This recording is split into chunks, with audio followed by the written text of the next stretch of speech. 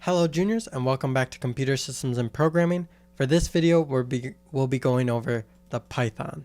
So this is the video you're watching currently. Here's the activity prompt and here's the Python download. This is a very short lesson. All you're going to be doing is downloading Python. So Python is the language that we do, but first to actually code in it, we need to install the interpreter. So this helps us run our code in the Python language. So to install Python, you're just going to navigate to this website. You're going to download the newest version that you can, and it'll download this .exe, and you're going to run the .exe and complete all the parts of it. You'll notice that when I run it,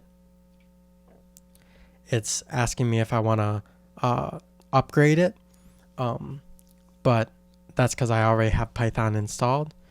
What you need to do is make sure that you open up the .exe, check the box that will be on the bottom of this. There'll be a box right down here that you're going to click that says add Python 3.8.5 to the path.